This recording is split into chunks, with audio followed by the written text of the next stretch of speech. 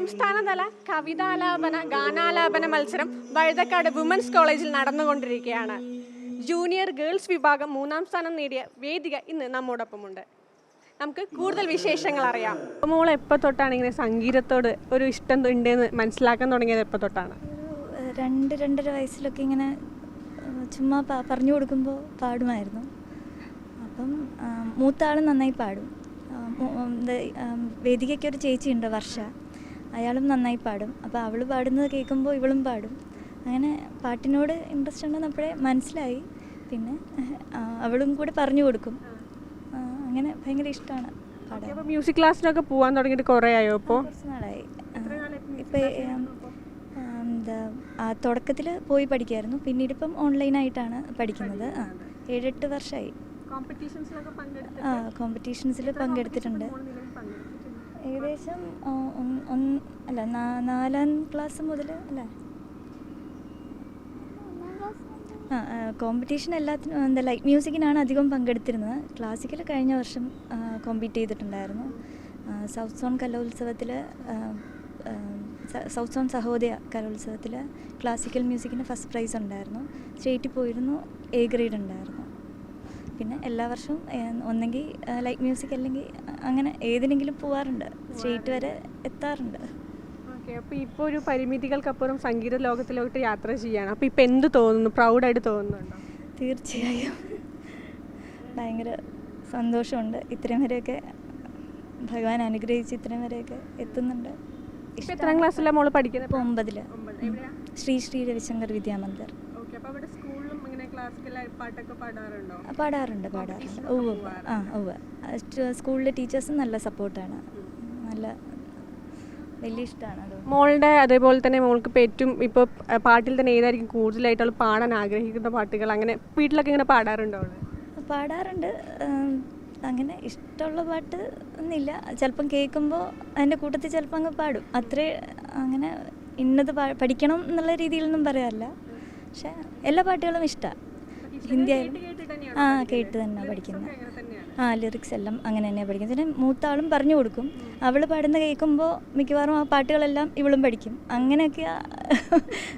പിന്നെ അധികം ഇപ്പോൾ സ്കൂളിലും കോളേജിലും ഒക്കെ കൂടുതൽ കുറച്ചുകൂടെ ഫ്രണ്ട്സും വേറൊരു ലെവൽ ഓഫ് അറ്റ്മോസ്ഫിയർ മൂത്ത ആൾക്ക് കിട്ടുമല്ലോ ഇവളെ കമ്പയർ ചെയ്യുമ്പോൾ.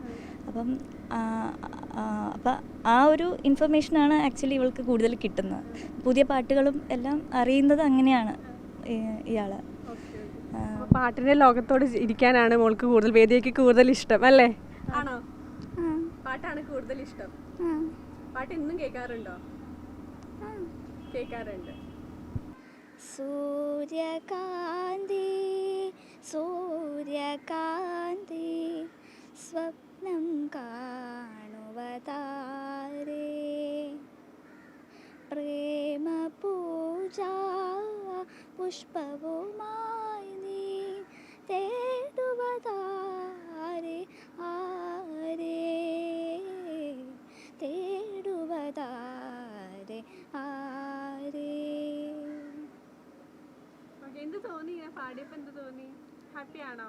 എത്ര വർഷം പാട്ട് പഠിക്കാൻ തുടങ്ങിയിട്ട്?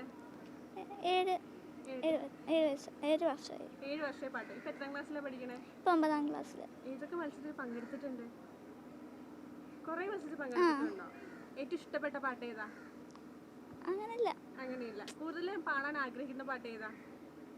ഇല്ല അങ്ങനൊന്നുമില്ല. ഇല്ല. അപ്പോൾ ഒരു ഇഷ്ടപ്പെട്ട പാട്ട് ഒന്നുകൂടെ പാടാവോ? പെട്ടെന്ന് സിനിമ പാട്ട് ഏതെങ്കിലും ഒന്ന് പാടാവോ? അല്ലെങ്കിൽ ലൈറ്റ് മ്യൂസിക് ആണോ ഇഷ്ടം? ഏതൊരു പാട്ട് പാടിയാ മതി. ഒരു പാട്ടും കൂടെ. ലഗ് जा गले हंसी रातें. വീട്ടിലെങ്ങനെ കുറുമ്പിയാണോ? കുറച്ച് കുറുമ്പിയാണ്. എന്തൊക്കെ വികൃതിയുള്ള കാട്ടിൽ വീട്ടിൽ കൂടുതലും? അങ്ങനല്ല. പാവം കുട്ടിയാണ്. ആണ്. ഇങ്ങനെ ഇങ്ങനൊരു ഇത് വന്നപ്പോൾ തന്നെ കുറേ മാറ്റങ്ങൾ കുട്ടിക്ക് ജീവിതത്തിൽ സംഭവിച്ചു. അപ്പോൾ സംഗീതം കൊണ്ട് അത് മാറ്റാൻ പറ്റിയിട്ടുണ്ടോ? സംഗീതം ആക്ച്വലി കുട്ടിക്ക് അസുഖം മസ്കുലർ ഡിസ്ട്രോഫി എന്നുള്ളതാണ്. അപ്പം എല്ലാ ബോഡിയിലെല്ലാ പാർട്സും വീക്കാവും എന്നാണ്, മസിൽ വീക്കാവും എന്നുള്ളതാണ് പറയണത്. അപ്പം ലങ്സിന് നല്ലൊരു എക്സസൈസാണ് പാട്ട് എന്ന് നമുക്കറിയാം. അപ്പം അതുകൊണ്ട് മാക്സിമം സപ്പോർട്ട് ചെയ്യാറുണ്ട് നമ്മളെല്ലാവരും. അതും അവർക്കൊരു ഗുണമാവട്ടെ എന്നുള്ള രീതിയിൽ. അപ്പം ലങ് കപ്പാസിറ്റി ഒക്കെ ഇമ്പ്രൂവ് ചെയ്യാനായിട്ട് അതെ അതെ അതെ മിക്കവാറും കിടന്നിട്ടാണ് അതെ കൂടുതൽ നേരം. ഇപ്പം മുമ്പായിരുന്നപ്പോൾ ഇരുന്നൊക്കെ കുറച്ചുകൂടെ പ്രാക്ടീസ് ചെയ്യാമായിരുന്നു. പക്ഷേ ഇപ്പം അധികം കിടക്കാണ്. അപ്പം പെട്ടെന്ന് ഇങ്ങനെ ഒരു പരിപാടിക്ക് വരുമ്പോൾ ഇരിക്കാൻ പറയുമ്പോൾ പെട്ടെന്നൊരു ഇന്നലെയൊക്കെ നല്ല നടുവേദനയായിരുന്നു ആൾക്ക്. അപ്പം വരാൻ പറ്റുമെന്ന് പ്രതീക്ഷിച്ചില്ല. എന്തായാലും വരാൻ കഴിഞ്ഞു, പാടാൻ കഴിഞ്ഞു. ഇപ്പോൾ ഓക്കെ ആണോ മോൾ? ഓക്കെ ആണോ? ഇപ്പോഴും ചെറുതായിട്ട് നടുവേദന ഉണ്ട്. എന്നാൽ ഓക്കെയാണ്. പാട്ട് പാടുമ്പോൾ വേദനയൊക്കെ മറക്കാറുണ്ടോ? ഉണ്ട്. പാട്ട് പാടുമ്പോൾ വേദന ഒന്നും വരാറില്ല? ഇല്ല. പാട്ടിന്റെ ലോകത്തോട്ട് അങ്ങ് പോകും. സീനിയർ ഗേൾസ് വിഭാഗം 3ാം സ്ഥാനം കിട്ടിയിരിക്കുകയാണ്. അപ്പോൾ എന്ത് തോന്നുന്നു ഇപ്പോൾ? സന്തോഷം. അതെ അതെ അതെ ഉണ്ട്. അവളും തിരിച്ചിങ്ങോട്ട് പഠിപ്പിക്കാറുണ്ട്. ഓ നല്ലോണം ഉണ്ട്. തെറ്റ് പറഞ്ഞാൽ അടികൂടും, പിന്നെ അത് കഴിഞ്ഞിട്ട് പിന്നെ അതുപോലെ ശരിയാക്കും. ചേച്ചിയാണ് കൂടുതൽ പാട്ടും പഠിപ്പിച്ചു തരാറെന്ന് പറഞ്ഞു. ചേച്ചി തന്നെയാണോ? കുറേയൊക്കെ അവൾ തന്നെ പഠിക്കും, പിന്നെ കറക്ഷൻ എന്നും പറഞ്ഞ് വരുമ്പോൾ കറക്റ്റ് ചെയ്യും. അങ്ങനെ. അപ്പോൾ ഇപ്പോൾ പാട്ട് പഠിക്കാൻ തുടങ്ങിയിട്ട് എത്രയായി? 10-12 വർഷം. അനിയത്തിക്ക് ഓരോ തെറ്റ് വരുമ്പോൾ അതിലെ തെറ്റാണെന്നൊക്കെ പറഞ്ഞ് ഇങ്ങനെ പഠിപ്പിച്ചു കൊടുക്കാറുണ്ടോ? ഉണ്ട് നല്ലോണം ഉണ്ട്. എന്തിനാണ് നിങ്ങൾ കൂടുതൽ വഴക്കിടാറ്? പാട്ടിൻ്റെ പേര് തന്നെ. അത് തന്നെ അടി ഉണ്ടാക്കാറ്. അത് അടുത്ത നിമിഷം തന്നെ അത് മറക്കും നമ്മൾ രണ്ടുപേരും. അതെ.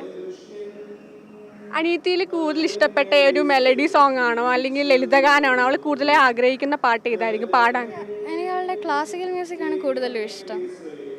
എന്തിനേക്കാളും കൂടുതൽ അവൾ നന്നായിട്ട് അത് പാടുമെന്ന് എനിക്ക് തോന്നിയിട്ടുണ്ട്. ക്ലാസിക്കൽ.